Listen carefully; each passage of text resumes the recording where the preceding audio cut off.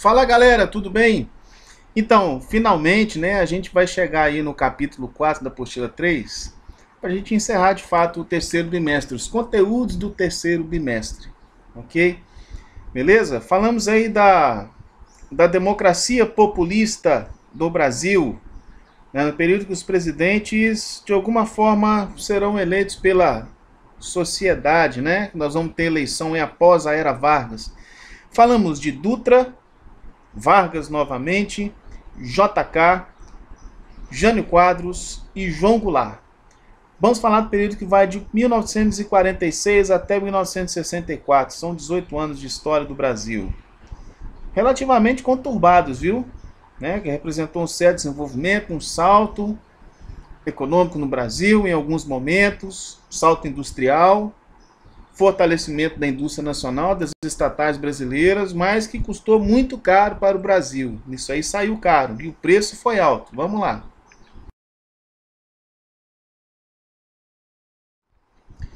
Ok, né? Os guerreiros ou candangos, a escultura instalada em Brasília pouco antes da inauguração da cidade, é um dos símbolos, né? A construção de Brasília em 60 com o governo JK, é um dos símbolos dos grandes feitos aí da República Liberal Brasileira, ou Democracia Populista Brasileira, ou República Populista, tá? Porque os presidentes, de modo geral, tinham um caráter populista, procuravam se aproximar do povo e representar o povo, menos o Dutra, viu? Menos o Dutra. Aí nós temos o seguinte, né? Seja bem-vindo, presidente Dutra. Quando nós falamos de 46 até 64, nesse período da história do Brasil, nós estamos falando de um período após a Primeira Guerra Mundial.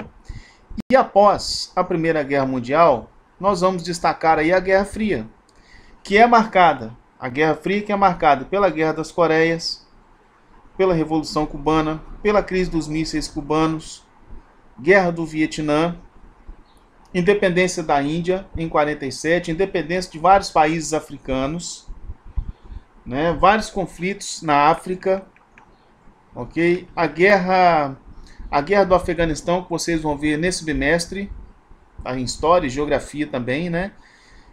Nós temos aí a queda da União Soviética e já marca o fim da Guerra Fria. Aquela disputa ideológica, política e militar entre Estados Unidos e União Soviética. E vocês vão lembrar que vocês já viram em Geografia e História, na expansão americana, a doutrina Monroe, que tinha a máxima América para os americanos. Após a Segunda Guerra Mundial, onde o Brasil lutou ao lado dos Estados Unidos, os Estados Unidos de fato perguntaram: Brasil, afinal de contas, de que lado você está? Do meu lado ou da União Soviética? Então você já tem aqui o primeiro presidente, Eurico Gaspar Dutra, né, que governou de 1946 a 51, né, que sucedeu Vargas. O Eurico Gaspar Dutra, o general Eurico Gaspar Dutra, era ministro de guerra de Vargas. Ele abandonou o ministério para disputar as eleições com Vargas, onde saiu vitorioso. Primeira coisa que ele fez, rompeu as relações diplomáticas com a União Soviética. E depois, no seu governo, vai colocar o Partido Comunista Brasileiro na ilegalidade, em 1947. Né, e passou a ser, de fato, uma zona de influência dos Estados Unidos. Então, já se mostrou, Estados Unidos, eu estou do seu lado. Né, não tem relação alguma com a União Soviética. Então, esse é o governo Dutra. É uma das características. Esse governo é liberal pelo seguinte, né? Nós vamos ter aqui uma presença de lideranças políticas que vai fazer parte de todos os governos, com instabilidade política que aconteceu no governo Vargas e JK, o aumento de influência militares no governo, mas no governo Dutra. No governo de Vargas também haverá uma pressão dos militares que vão fazer oposição. No governo JK, ele teve dificuldade para tomar posse, mas acontece que o general Lott colocou JK no poder. E os Estados Unidos interferindo, né, radicalmente no Brasil. E aí no governo Dutra, de 46 a 51, que nós falamos de fato no Dutra, o que aconteceu? Nós temos, né, a marca aí de uma nova era no Brasil. Acontece que Vargas, mesmo sendo ditador, ele era nacionalista. extremamente nacionalista e o maior presidente estadista da história do Brasil. Por que estadista? Porque ele defendia as estatais. Eurico Gaspar Dutra, ele era liberal. Né? Ele vai acabar com aquela Constituição de 37 e vai criar a Constituição de 46, que tinha um caráter liberal. Ele estava abrindo as fronteiras, as portas do Brasil para a entrada de investimento de capital externo. Assim também fez JK. JK abriu muito mais para a entrada de multinacionais, por isso que eles são liberais. Eles dão atenção maior ao capital externo do que ao capital nacional. Né? Quando eu falo tudo que é considerado capital no campo da economia, é aquilo que é capaz de gerar bens. Ok? A indústria nacional, né, não vai ter um desenvolvimento amplo no governo de Dutra, porém ele vai abrir as portas do Brasil para a entrada, né, do capital externo. Aproximação com os Estados Unidos, rompimento de relações com a União Soviética, fechamento do Partido Comunista, uma pressão sobre os sindicatos brasileiros, proibição de greve, né, ou regulação de movimentos de greve, aumento de salários, tudo regulado pelo governo, ok? Havia uma pressão muito grande para a classe trabalhadora. Uma abertura econômica, como eu disse, e uma menor intervenção estatal dentro da economia. O Estado deixa de ser soberano. E ele vai pegar as divisas, que são, né, divisas são capitais, dinheiro, uma poupança que Vargas deixou para Dutra. E vai investir no plano SALT, que vai ser saúde, alimentação, transporte e energia para o desenvolvimento do Brasil. Porém, esses planos não obtiveram sucesso, né? E Dutra queimou aí as reservas do Brasil, uma reserva, uma poupança, né? Uma herança que ele herdou aí do governo Vargas, ok? E vai criar a ESG também, ESG, Escola Superior de Guerra do Exército, com apoio total e participação e presença dos Estados Unidos da América. Ok? Esse é o governo Dutra. Dutra deu uma quebrada no Brasil. Né? Então o Brasil já começa a ter aí problemas de inflação, de dívida interna, aumento de custo. Né? O Brasil já está endividado aí. Ok? Já não se tem tantas reservas. Quando eu falo de reserva, eu falo de dinheiro. E aí você tem em 51 o retorno de Vargas. Né? Aqui está o Getúlio Vargas, empossado como presidente do Brasil em fevereiro de 51. Porém, ao contrário do Estado Novo, o segundo mandato de Vargas não contava com um aparato autoritário para conter as críticas às suas decisões. Vargas aqui já não é mais um fascista, para alguns será considerado comunista. O que na verdade Vargas aqui ele será um grande nacionalista, um grande estadista.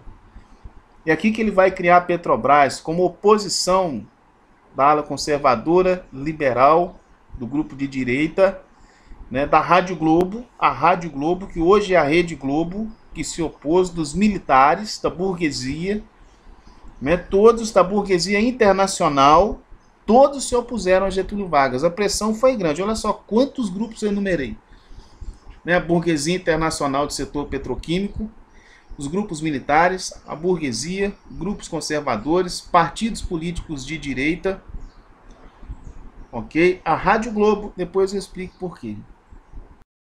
Depois eu falo de suicídio. E Vargas tinha, né, como um de seus comparsas aí o João Goulart. Né? O João Goulart, que era ministro não era da Fazenda, acho que era do setor de trabalho, uma coisa assim. E João Goulart pensou o seguinte: vamos dar 100% de aumento de salário mínimo para os operários. Isso não passou na Câmara dos Deputados e no Senado. E Vargas acabou, né, saindo do ministério, desocupou o ministério. E a pressão sobre Vargas foi grande. De todo esse grupo que eu enumerei ali anteriormente, foi gigante a pressão sobre Vargas. Até que Vargas, né, ele vai ter aquela célebre frase: saio da vida para entrar na história, do 24 de agosto de 54, enquanto ele vem suicidar. Suicida-se em 24 de agosto de 54. Por quê? Eu tive um professor que disse o seguinte: Getúlio Vargas sofreu uma pressão militar muito forte. Carlos Lacerda, UDN, setor militar, Estados Unidos da América, burguesia internacional, todos queriam derrubar Vargas do poder. Todos queriam derrubar Vargas. Os Estados Unidos estavam já alimentando um golpe de Estado no Brasil. Então o suicídio de Vargas prorrogou esse golpe militar de 54 para 64. Com o suicídio de Vargas, houve uma desmobilização desse golpe de Estado. Quem vai terminar o mandato de Vargas vai ser o Café Filho, em 55.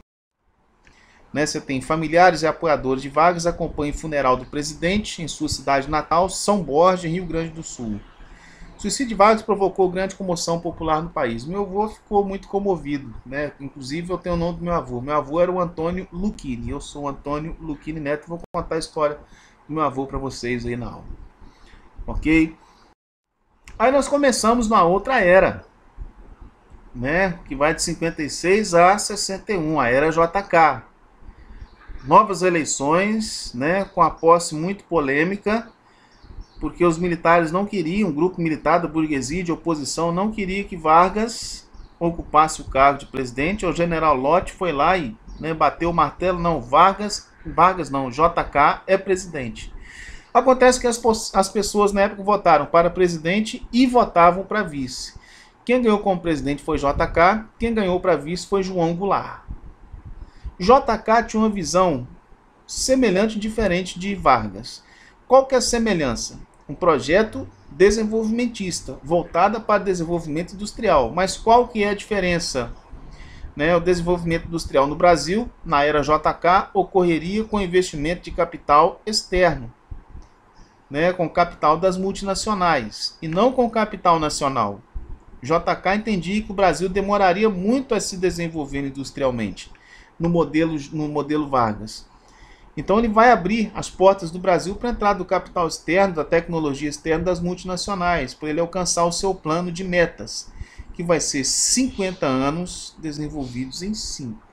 Realmente, houve um processo aí, o início de um processo muito grande na construção da rede rodoviária brasileira. Houve um crescimento industrial acachapante, gostei desse termo. Isso aí é quando um time, tem uma vitória gigante sobre o outro, A vitória, dos meninos do Flamengo sobre o Palmeiras foi acachapante, Gostou do exemplo? Do Cruzeiro não posso falar, O Cruzeiro está tendo derrotas acachapantes. Vai construir a cidade de Brasília, com a participação de Lúcio Costa e Oscar Niemeyer. Depois eu vou explicar um pouco da arquitetura de Brasília para vocês. E vai haver um período de prosperidade, de que o Brasil estava se desenvolvendo. Colune, já caiu a questão do Colune, colocando aí o JK como presidente Bossa Nova. A Bossa Nova, A mistura, o samba meio jazz do Brasil, Cresceu muito aí com o JK, no final dos anos 50 e início dos anos 60. Ok? Beleza? E aí, gente? Beleza, só tô vendo uma coisa aqui rapidinho, beleza. Muito bem. Tá vendo outra coisa aqui. Então, haverá uma expansão do Brasil. Apesar de toda essa euforia, apesar de toda essa perspectiva de desenvolvimento no Brasil, nós temos aumento da inflação, aumento da dívida externa, que começou lá atrás com o governo Dutra. Tá bem? Preste bem atenção. À direita você tem o Juscelino Kubitschek e à sua direita dele você tem o João Goulart, na cerimônia da posse presidencial no Rio de Janeiro em 56. O desenvolvimento econômico, Fusca produzido pela empresa alemã Volkswagen, que apoiou o golpe militar no Brasil em 64. A Volkswagen se redimiu agora, nessa semana, nos sites aí, Folha de São Paulo, Estadão, o Globo, a Volkswagen realmente ela disse que, que no Comitê Nacional da Verdade, o Comitê CNV, criado aí pela Dilma, que está passando um pente fino de tudo que aconteceu na ditadura.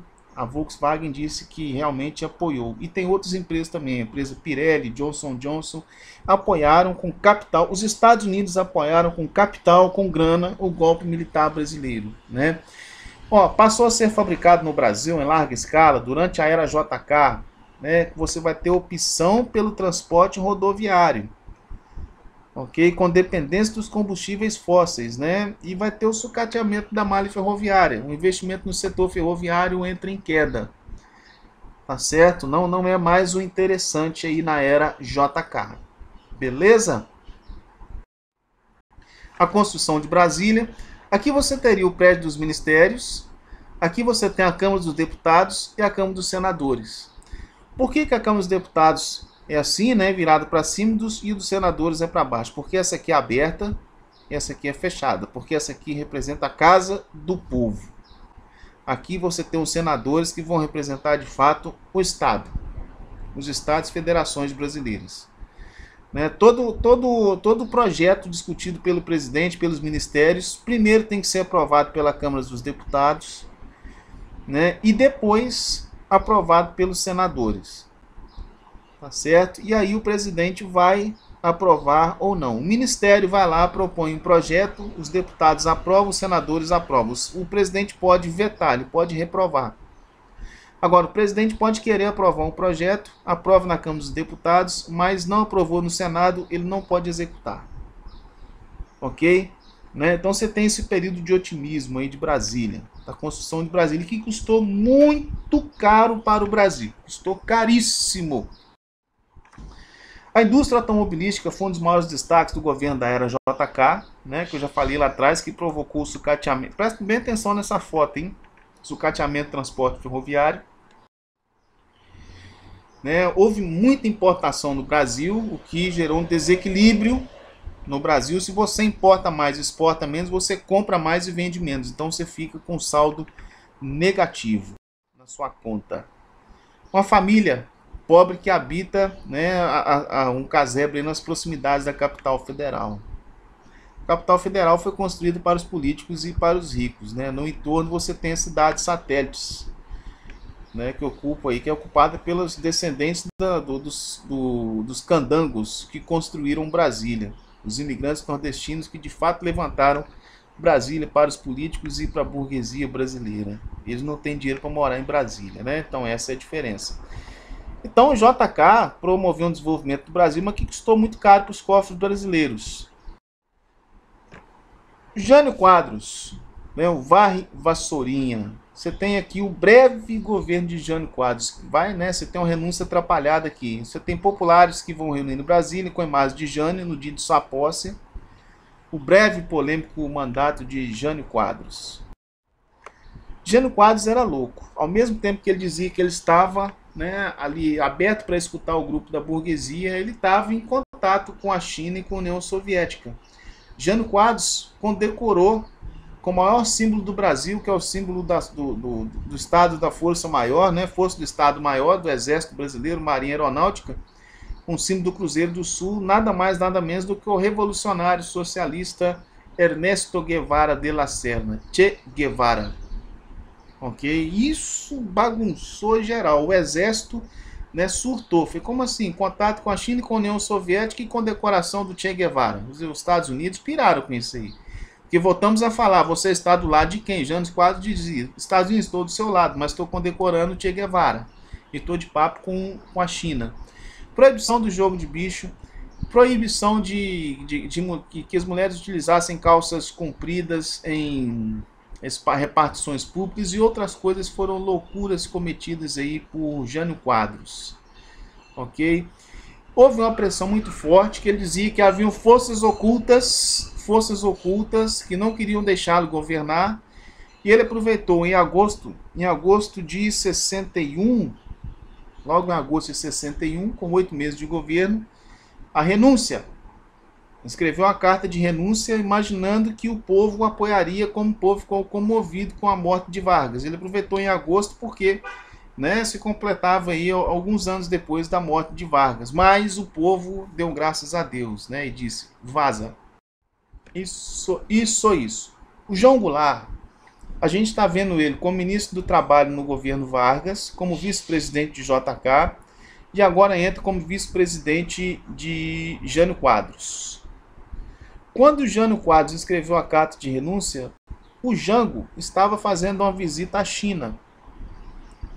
Então, no Brasil, né, adotaram o parlamentarismo de 61 até 63. Nesse parlamentarismo aqui, nós vamos ter, né, o seguinte: quem vai ocupar o cargo, para dar uma pausa aqui, quem vai ocupar o cargo nisso vai ser o Tancredo Neves, o avô do Aécio Neves, que foi candidato a presidente, senador de Minas, governador de Minas, hoje é deputado federal. E aí, em 63, com a consulta de um plebiscito, você tem o retorno do sistema presidencialista e Jango assume o poder. Assume o cargo de presidente. Mas você tem um agravamento da crise econômica que se alastrava desde JK, desde a construção da Petrobras, a construção de Brasília e desde o governo de Dutra. Os militares pressionavam muito, né? Diziam que os civis iam quebrar o Brasil. E Jânio Quadros, para melhorar, ele lançou aqui um quadro de reformas de base para solucionar a crise. O João Goulart é o cara que criou o 13º salário. O João Goulart queria reforma na educação, né? Queria que a educação pública de fato alcançasse a zona rural brasileira e os rincões do Brasil. Ok? Ele queria que os analfabetos votassem e queria fazer uma reforma agrária no Brasil. Quando ele abriu a boca para falar em reforma agrária no Brasil, na Central do Brasil, no Rio de Janeiro, isso aí bagunçou geral, né? Ele já era visto como comunista, já era tido como comunista, ok? Mas na história eu não vi nada que comprovasse que o João Goulart queria dar um golpe de Estado e implantar uma ditadura comunista no Brasil. Não havia esses resquícios. Ele queria implantar de fato, né, uma república, uma política populista, política pública, estava voltado para a política pública. E né, a elite brasileira aristocrática, latifundiária, quando ouviu falar em reforma agrária, esse cara é comunista, vamos tirá-lo do poder. Os militares já queriam ocupar o cargo do poder no Brasil desde o governo de JK. Então, no dia 31 de março de 64, temos o golpe militar que depõe o governo de João Goulart. Em 31 de março de 64, iniciou-se o golpe civil-militar, que no dia 1º de abril depôs o presidente. Recebeu forte apoio do governo dos Estados Unidos, dos setores mais conservadores da sociedade brasileira. Voltou um jazz aí. Voltou que eu estava ouvindo um jazzinho. Né? Jango viveu no exílio no Uruguai até sua morte em 76. Falarei sobre a morte dele. Aí você tem os tanques de guerra, posicionando-se em frente ao Palácio das Laranjeiras, sede do governo estadual do Rio de Janeiro, mês de abril de 64. De maneira arbitrária, as Forças Armadas destituíram Jango e implantaram o regime ditatorial com apoio da Volkswagen, da Pirelli, da Johnson & Johnson e dos Estados Unidos da América. E de outras empresas multinacionais também. Assistam a aula, criam dúvidas, ok? Tiraremos nas aulas. Abraços.